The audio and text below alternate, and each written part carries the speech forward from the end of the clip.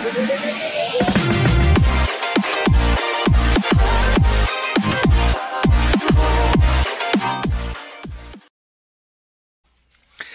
welcome to GED exam preparation class. I am your host and instructor, Ruben Herrera. And today we're going to learn about the order of operations. Okay, my friends, so on the order of operations, so far in previous lessons, we went over on how to do addition, subtraction, multiplication, and division.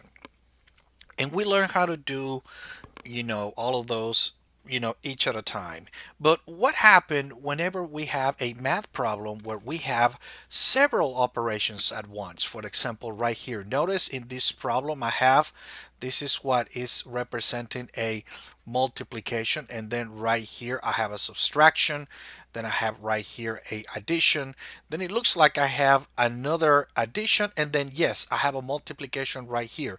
Your GED exam or also in math, sometimes it will represent multiplication with a dot in between two numbers. That's what multiplication means.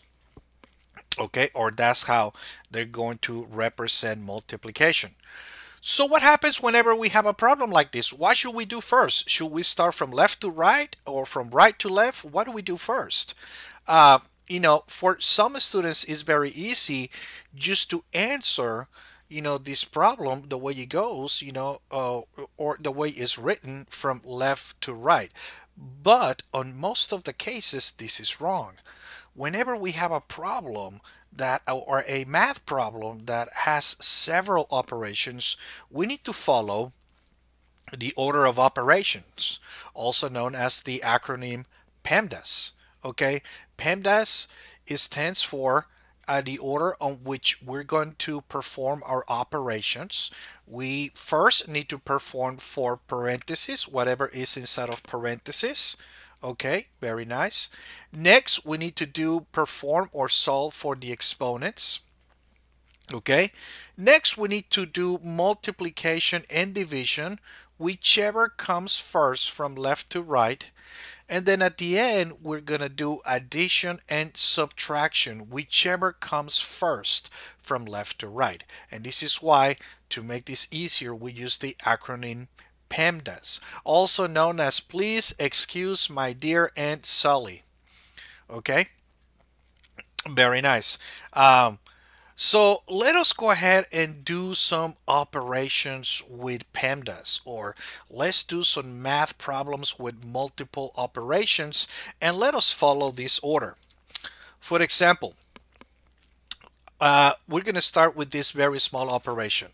I have right here 4 times 3 minus 2. So this is very easy. Based on what we see on PEMDAS following the order of operations, we need to solve for our parentheses first. Now, I'm going to look in here and I'm going to see, do I have any parentheses? Well, yes and no. This parenthesis right here is actually representing a multiplication, but I don't have any actual operations inside. So now let us go into our next operation, is exponents. Do I have any exponents in here? In this problem right here? No, I don't. Okay, let us go to the next step. I have right here multiplication. Do I have a multiplication here? Yes, I do. The first multiplication is 4 times 3. So what I'm going to do, I'm going to go ahead and multiply that. Okay, and that's going to be equals to 12. Okay, and then after I finish this operation, I'll go back here to my PEMDAS and I keep going. Do I have a division? No, I don't. How about a subtraction, a addition? No, I don't. But yes, I do have a subtraction. So I'm going to go ahead and now do my subtraction. Okay. So 12 minus 2, that's going to be equals to 10. And 10 will be the answer of this problem. So one more time very quick. So I'm going to first perform right here the multiplication. 4 times 3 is equals to 12, and then I'm going to write, I'm writing, or I'm showing this the process of the problem right here on the steps, my friends, so that you can see how I am dissecting the process and how I'm solving for this problem. Okay, 4 times 3 again. 4 times 3 is equals to 12, and then I'm going to put my 12 in here, and then minus 2, and then next I'm going to do this 12 minus 2, and that is equals to 10. And this, my friends, is the answer to this problem following the order of operations. Let us look at one more example. Now I have right here 6 plus 4 times 2. Okay, so let us go back and follow the order of operations. So I'm going to do first parentheses. I don't have anything, neither exponent. It looks like I have a multiplication. Okay, so I'm going to go ahead and do my multiplication first. Okay, I'm going to multiply the 4 times 2, and that's going to be equals to 8. Okay, and then now all I have left next is add the 6 plus 8, and that's going to be equals to 12. Very nice. Very nice. All right, my friends, let us do one more easy problem, then we're going to step it up a little more. In our next example right here, and this time I have some exponents. Based on the order of operations, I'm going to do my parentheses first. I'm going to do 7 minus 5, and that's going to be equals to 2. Okay, now I am left with 5 squared, or 5 to the second power plus 2. The next thing I'm going to do, the next step is going to be to do the exponent. So 5 squared, or 5 elevated to the second power, is equals to 25. I am left with 25 plus 2, and that's going to be equals to 27. Very, very nice. And this is how we solve problems with multiple operations, okay? And this is following PEMDAS, or the order of operations. Let us do another problem. Let us do a couple of more problems that are more similar to the ones that we have in our books. We have a problem that looks something like this. Okay, so the first step right here on this problem, my friends, is going to be to solve what's on the parentheses first. Yet inside of the parentheses, it looks like I have two different operations. So I have to make another decision here within this decision of solving for the parentheses first. I need to do this multiplication first. 2 times 2, okay?